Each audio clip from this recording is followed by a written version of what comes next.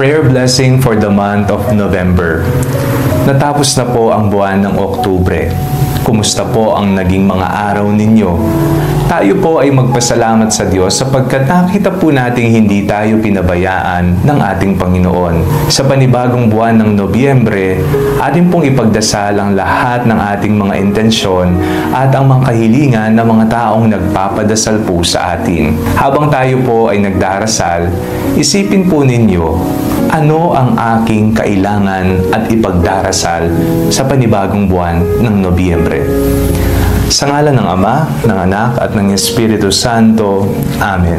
Mapagmahal na Ama, kami po ay lubusang nagpapasalamat sapagkat hindi niyo po kami kinalimutan at pinabayaan sa nakalipas na buwan ng Oktubre. Nakita po namin kung paano gumalaw ang iyong mapaghimalang kamay sa aming buhay. Patawad po, Panginoon, sa mga pagkakataong kami po ay hindi sumunod sa iyong banal na katuruan, sa mga kasalanan ng aming nagawa at sa mga bagay na gagawin sana namin ngunit hindi namin ginawa.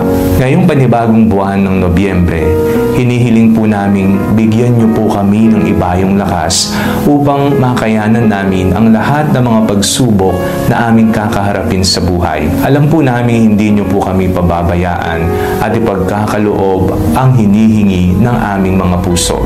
Ipinagdarasal po namin na naway bigyan niyo po kami ng malusog na pangangatawan, kami ng aming pamilya at mga kaibigan. Ipinagdarasal po namin na pagkalooban niyo po ng kapayapaan sa puso at kaisipan ang mga taong dumaranas ng depresyon at pagkabalisa. Ipinagdarasal din po namin na naway pumasa ang lahat ng mga nangangailangan ng panalangin na nag-take ng board exam. Pinagdarasal din po namin ang aming pamahalaan. Nawa ang katotohanan, ang kabutihan, at ang pagmamahal sa mga nangangailangan, higit lalo sa mga mahihirap, ang kanilang maging prioridad.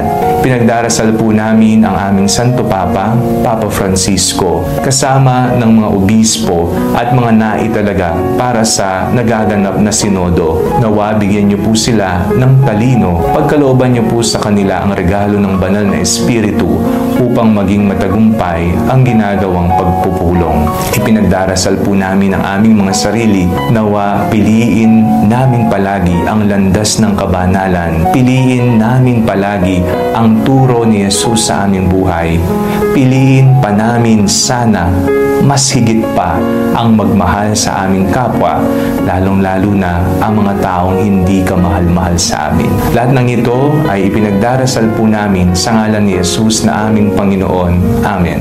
Sa ngalan ng Ama, ng Anak, at ng Espiritu Santo. Amen.